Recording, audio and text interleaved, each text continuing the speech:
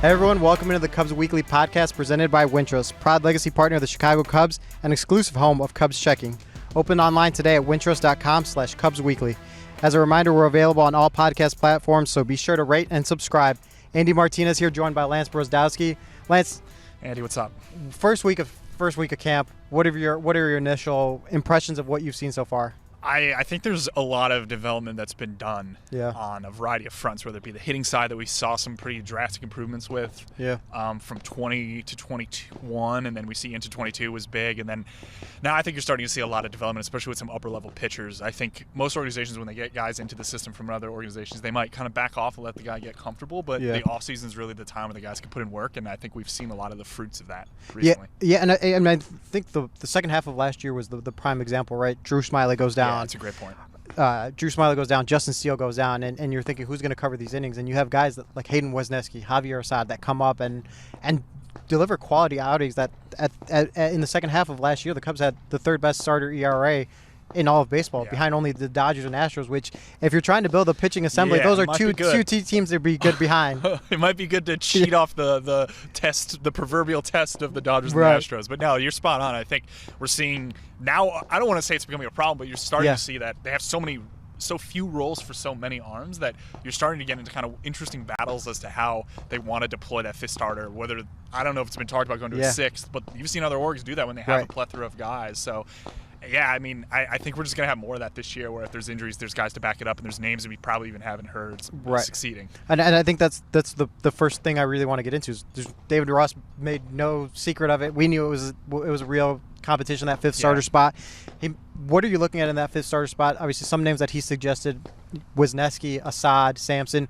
What are you going to be looking at in terms of that fifth starter battle and who could potentially emerge? Yeah, my guess is it's Wesneski, but that's going off of probably a bias of me really enjoying conversations with him and thinking he's really sharp. I also think he's just a really good pitcher. His slider in terms of execution is one of the best in baseball, and generally pitches that move that much aren't ones that are executed too well. So he has a really innate ability to do that. I think that's a product of potentially him having the same grip on that pitch for a really long time, for 2 to 3 years, he was telling me. So that's encouraging. You know, coming into this, I was like, that's probably the guy that I would pick, and I'd be surprised if anyone else takes it. And then we ran into Sampson today. He had a scrum, and he talked about how he was on a velo program, which I think was also the product of 21 to 22 for him. He had a velo jump in those 2 years. And if we're expecting another velo jump for him, incrementally as you get over like 93, 94 miles per hour, you start to see much more drastic gains. That's kind of the target. So if he could sit 94, 5, 6 consistently, which might be aggressive, I think that's a really strong case for a guy like that, especially without options, for them to take that role and run with it and see how far he can take it. And I think that's the most important thing for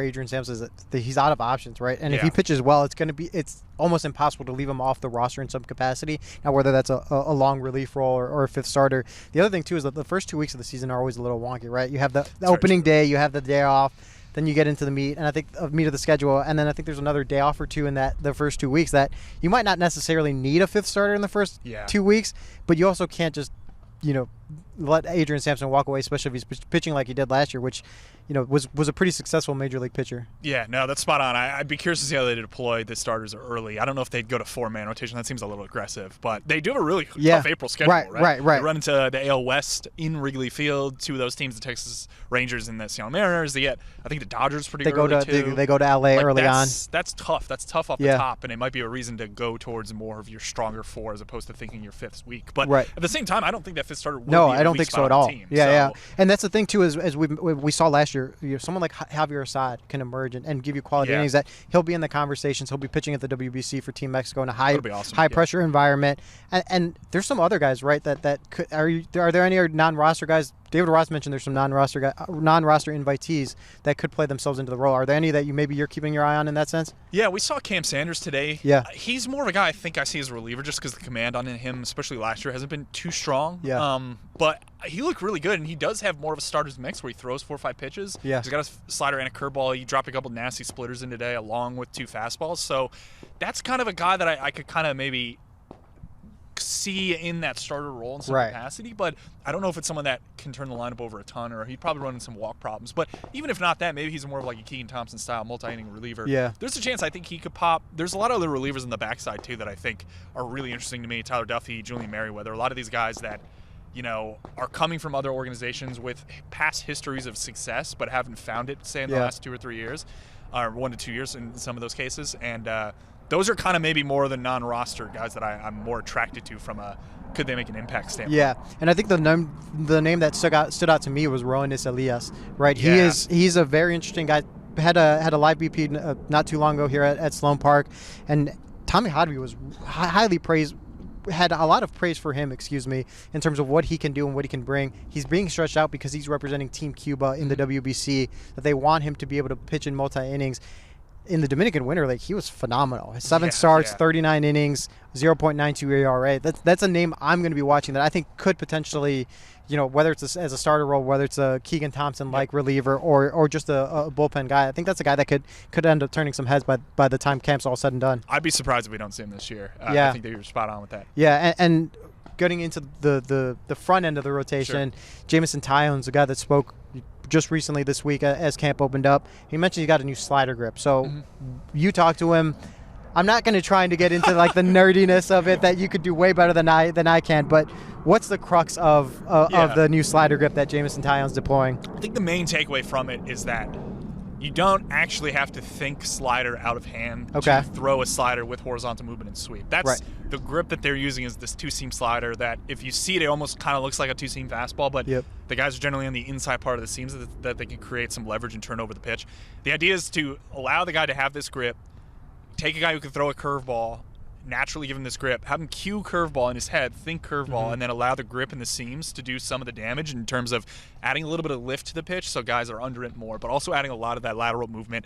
It's also a pitch that generally you can keep kind of hard. You probably want it more so in like the 81 to 83. Taillon said he wants his more like 83 to 85. The more you add that velocity, the slightly harder it makes it to command, but at the same time, the better it's going to grade out on like a stuffed model that tries to predict how pitches will perform based on some of the underlying metrics. But that's, in my opinion, the main point of the pitch. There's a lot of guys who throw different kinds of sweepers. This particular grip that you're seeing Anthony Kay, Jameson Taillon, Julian Merriweather kind of incorporate is one that allows them to do this easier than, say, a guy like Hayden Wisniewski, who also throws what you'd classify as a sweeping slider, but doesn't throw with the grip that they're giving everybody else. Right. Because of various reasons. Maybe it's just how his arm path works. It could also just be a grip he's had for a while, as I mentioned. Right. There's subtleties to it. It's more like trying to achieve a certain profile, and then we're seeing that this grip is the easiest way to achieve that profile. And I think the impressive thing about the whole new grip is that his slider that he had before wasn't a bad pitch. It's not like he was like it was like a throwaway pitch that it's like, maybe it was a pretty decent pitch. It was. He manipulated it a bit too. He kind of had it more slidery, more cuttery at times. I think he's going to try to retain more of that cuttery variety and complement the slider with that, which I think is really important in terms of having those pitches play off each other and creating what you'd call like almost a bridge pitch, so to speak, between multiple pitches in a repertoire. But the thing he said to me that I thought was interesting is a lot of these pitches, they're hard to command, right? Like the average slider zone rate, how often you put your slider in the zone is right around 44%. In Major League Baseball, I believe for sweepers, generally they're lower. Like you see a lot of guys in the minors throwing them in the zone less than 40% of the time, and it's tough to make it usable pitch that a hitter's really going to respect. Right. So a guy like Taillon was talking about how his general sight on his old slider was middle down, so he'd think middle down, let the pitch take it to the outer third. With the new slider, because it's moving so much horizontally, that's good for two-strike counts. Like he's able to put that pitch in the spot that he wants in 2 strikes off the plate. But if he wants to use it in a 1-strike count or early in the count, say or even like be aggressive and go maybe 1-0 with it. Like he's got to kind of change his look on the pitch, and it seems like he's still kind of working through that. Right, and the other takeaway I took from the pitch is that like this is still a work in progress. Like he mentioned, he mentioned there's some days where it's like, wow, this is going to be a new weapon for me, and then there's other days where he's like, what am I doing? And his first live BP that he threw just a couple of days ago here at camp was I think the prime example of that, where he's facing I can't remember if it was I think it was Nico Horner in his final live BP, and he throws the slider and he misses. He pulled it, got it way into the other batter's box, and he looks at Yan Gomes and he's like, let's do another one. Like we got to throw another one. He threw it in the zone, ended the bullpen there. Nico wasn't in the box, but I think that's the other thing too is it's not like with a new pitch, you're not just like, oh, like let me change the grip and everything's all done and set in stone. No, I think you're spot on with that. I think it's a repetition thing, and I also think that getting into game action is going to be very important. I think you could do as many live BPs as you want, where you could kind of roll and do a mulligan on that pitch, right? But if you're in a game, that is not going to happen. So spring training games are going to be huge to see the development of all of these guys throwing this particular kind of pitch. How many guys are getting in the zone? Is that consistent batter to batter? Like that is really, I think, the point where you're going to start to see maybe it become more of a weapon for some guys and maybe not for others. What do you think that this could do to Jameson Taillon as a pitcher? I mean, obviously, when he was brought over, when he signed as a free agent, you kind of knew you were getting a really good front of the rotation starter. Do you think this could take his value even higher than what the Cubs expected? I think so. I think it's a weapon that he's primarily going to use versus righties. I think he'd probably prefer the cutter to lefties. Obviously, you're going to try to maybe mix it into lefties. This is just all my assumption, too. I'm not no information here in terms of talking to him, but generally that is going to work really well in terms of inducing swing and miss to right-handed hitters. So my expectation of it would be that he's been like a sub-8 K per 9 guy, so 8 strikeouts per 9 innings. He's been below that mark, I think, for 2 years. He was above 8 for a little bit. My expectation was particularly versus righties, I think, because of the addition of this pitch, you'd see a little more swing and miss, especially towards the bottom of the lineups. Yep. How well he can command that pitch, I think, is the variable that you play with in terms of how much the strikeouts jump. My prediction is maybe he's more like a low 8 K per 9 guy. Sure. Like you see that jump up and you're like, okay, good.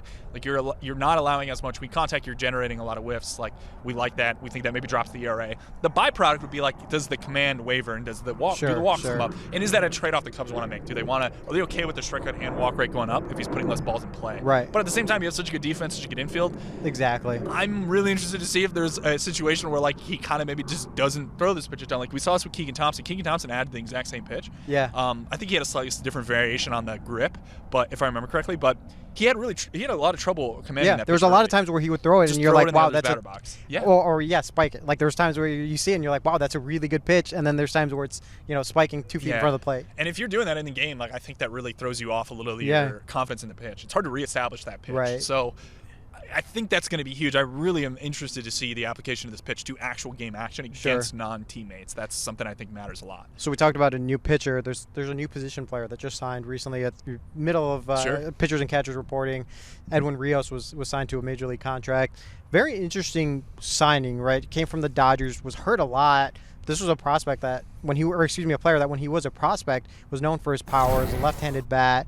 What do you make of the signing? Where do you think he kind of fits in with the Cubs? Yeah, I think it's kind of maybe more of a DH. There's not a lot of track record on how well he plays third base. Sure.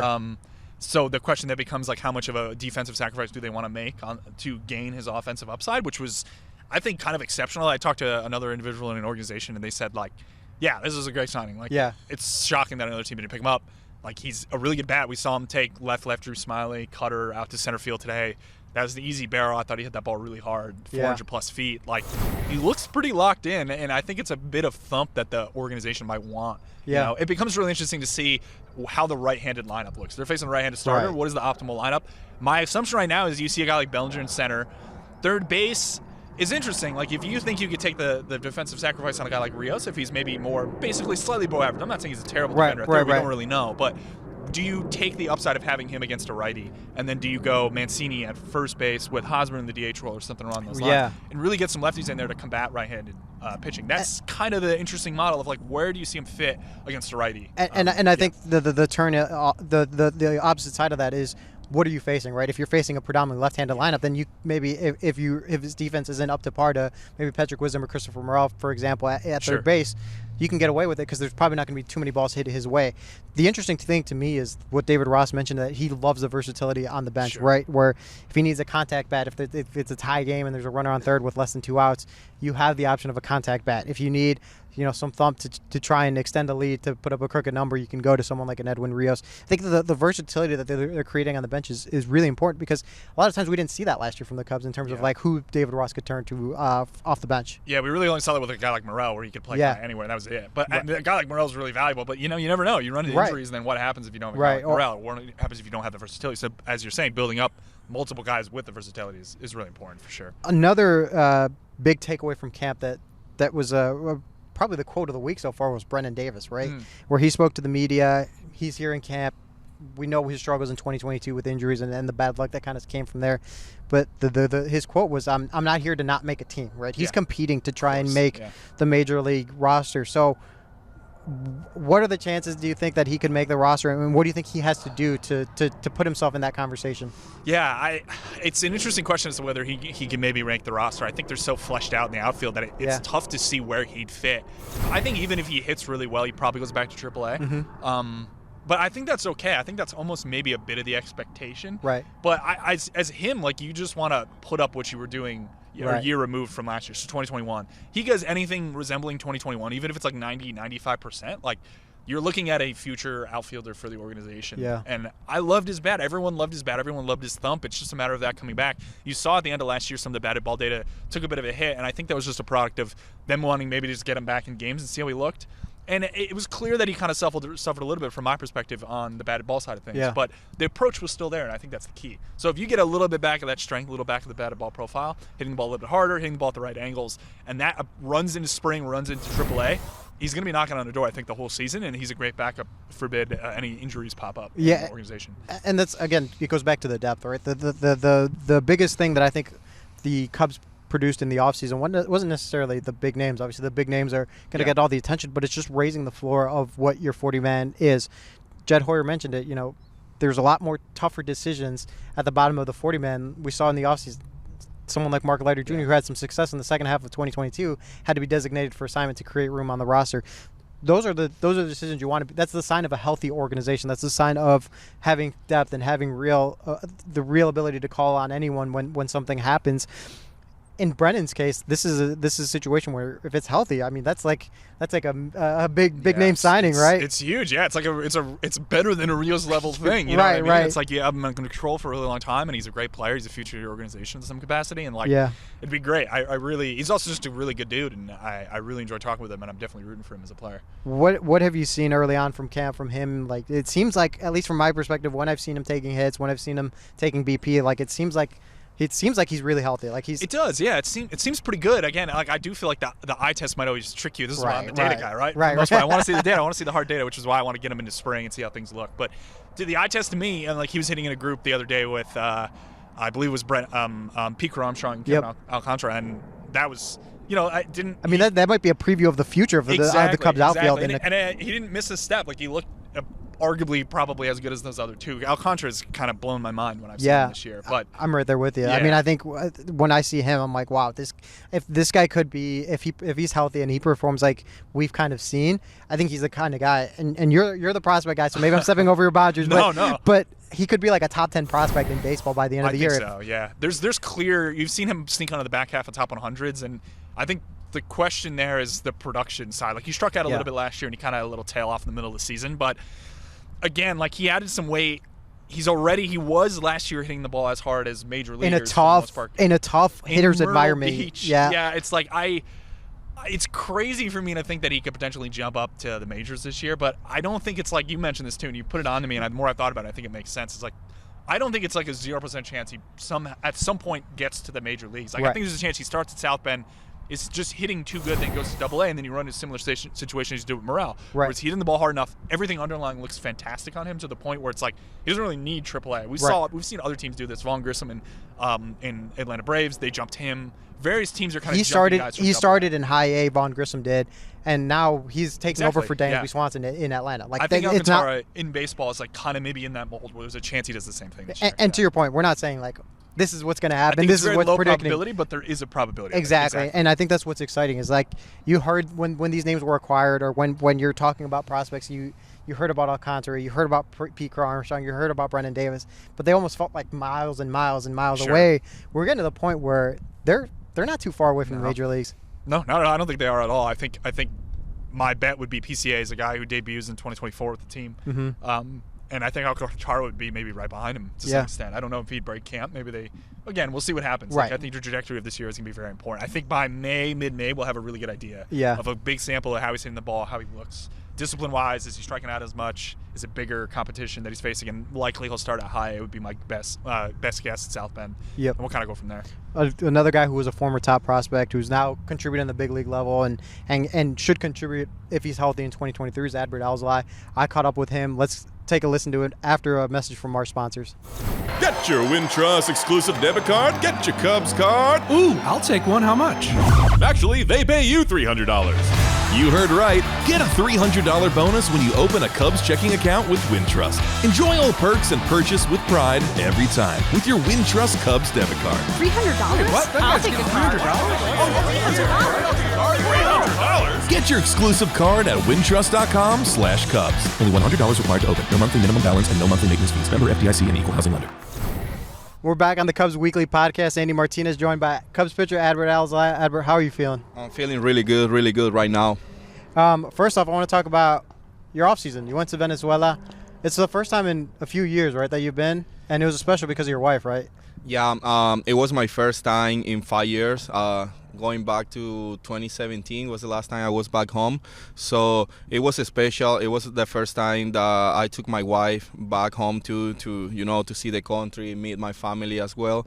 So it was a really nice month back home. Yeah, and what was it like for your families to meet? I mean, you got married here. You hadn't seen your parents. What was that moment kind of like? I mean, it was special. So as soon as my parents saw me, they started crying and stuff. It was a special moment, because after you spend around like 5 years without seeing them, just FaceTiming them or texting for so long, like when you finally get to be there and give them a hug, it's just like you feel like you're complete at that moment. I assume there was a lot of tears, a lot of waterworks.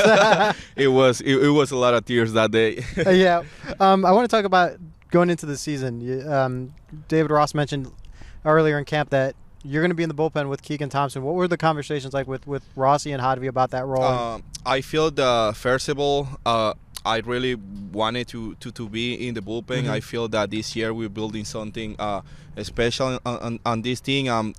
Now we have a lot of depth in the starting side of the organization. So I feel that just like I did last year, coming out of the bullpen, just bringing your best stuff right away, right out of the gate, and I really like that role. I feel really comfortable just bringing the best I have right away. So my whole off season was in base of that. I feel that after the season ended last year, we had some talks about it, and I told him like I wanna be like either laying in the game, or I can always take the ball in the 7th. If you need me to finish the game in the 7th through the 9th, yeah, I can do that as well. So for me, that was my mindset going into the offseason, getting my body and my arm ready to be ready to come out of the bullpen. And you mentioned the preparation.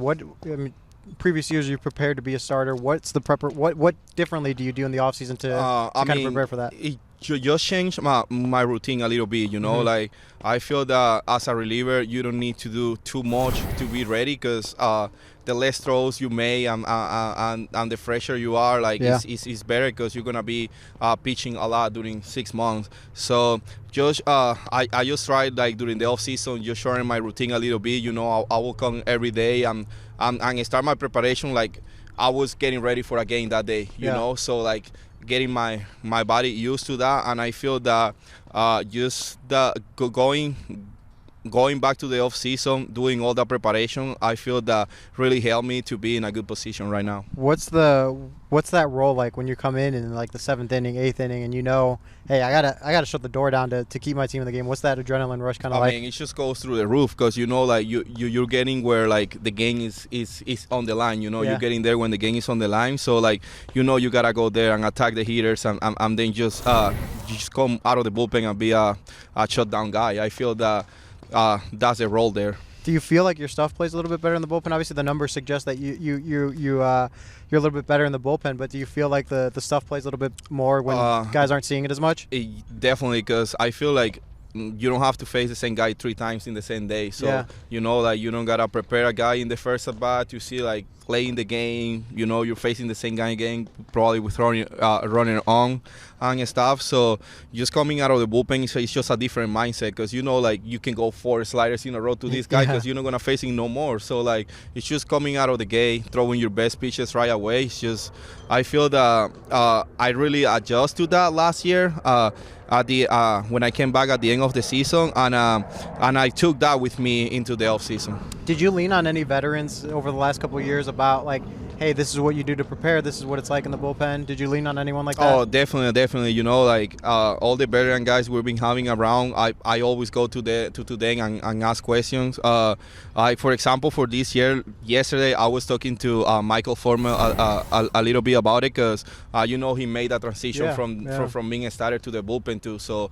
I think like we were like pretty similar in that stuff. So we had a really cool chat about it. What did he say yesterday? Like same thing. Like I was thinking, like it didn't take him too much to you know, to get used to the bullpen. It's just finding your routine, you know, finding the perfect routine you need to be ready quick, you know. So I feel like that's the biggest change there, like just finding a routine where you know you're gonna be ready right away. Right.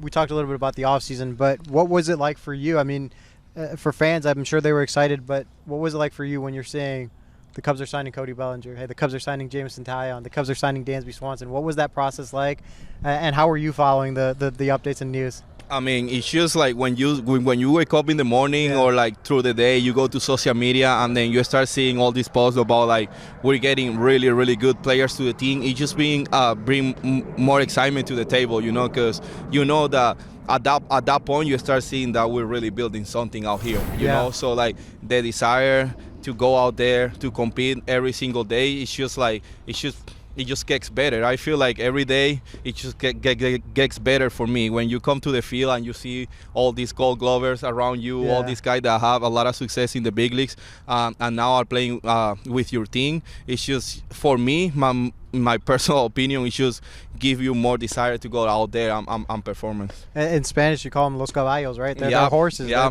you call them the caballos, the horses. Yep, the big guys. And you mentioned the Gold Glovers. I mean, especially when you have Dansby and Nico behind you at short and second. For you as a pitcher, with the banning of the shift, with the new rules, what's it like knowing that, hey, I got those guys behind me? I mean, it's just the confidence is through the roof, because you legit have two Gold Glove calibers playing behind you. So it's just like trusting your teammates. At that point, just executing your pitches. You know, like if they hit the ball to them, you know they're gonna be able to make a play.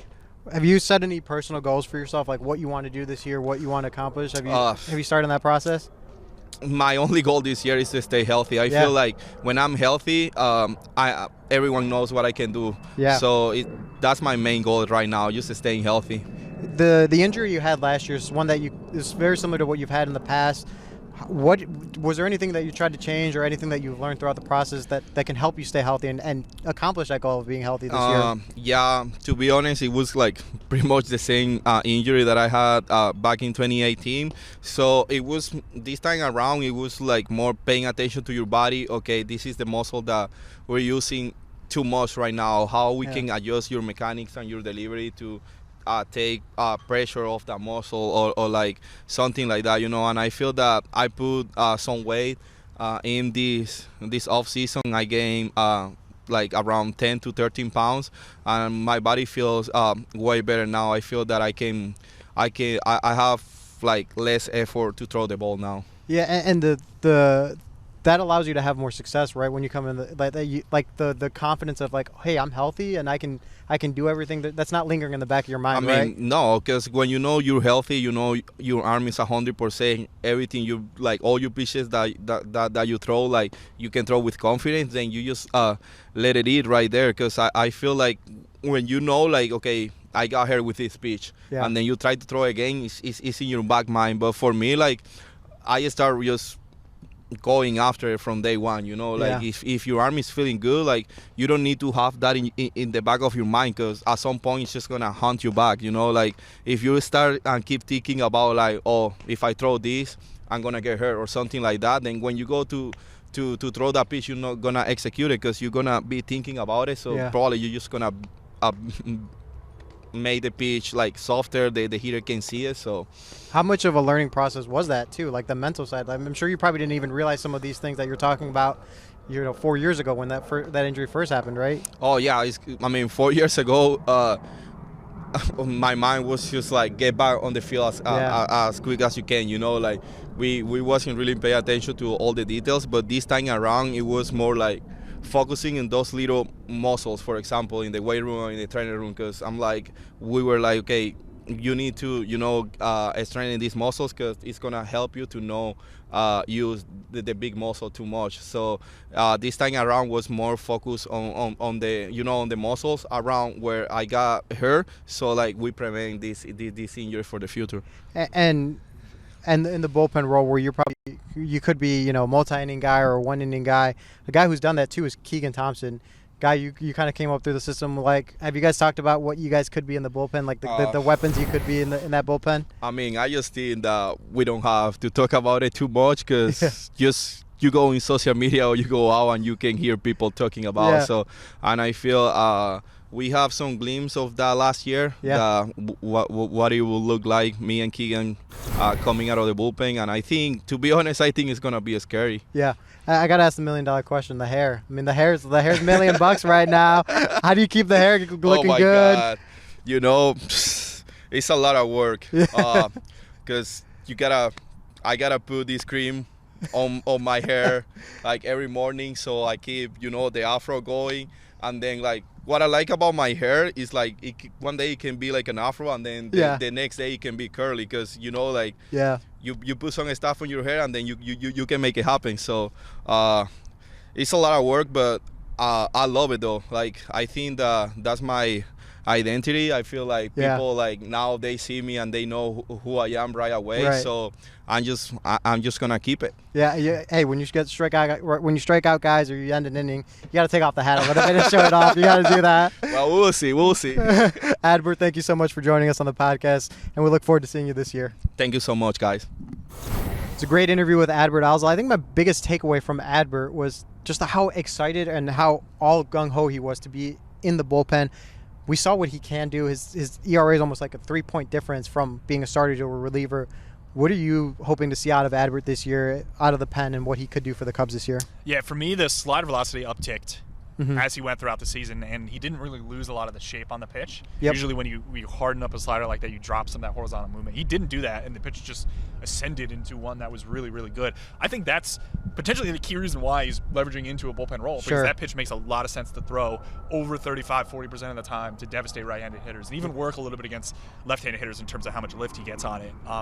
So I love him in the role and any kind of leverage role. Yeah. I'm very curious to see how Ross prefers some of the back-end leverage arms like Fulmer and Boxberger and Alzolay, like similar Keegan Thompson, similar qualities in terms of how they work. Brandon Hughes. Yeah, Hughes might be kind of more your lefty guy, but the righties in particular, even a guy like Julian Merriweather, I'm very interested to see which of these Ross prefers in what situations, and also how that's influenced by potentially some of the R&D side of things. Like Ross has a really good mix between listening to R&D and also applying his own eye. Yeah. And that's fascinating to me to think about why Ross might like a guy in a certain role, where the analytics might like someone else in that role. Right. Yeah, it'll be interesting to follow. I think he could be, at the end of the season, he could be one of those X factors when it's all said and done.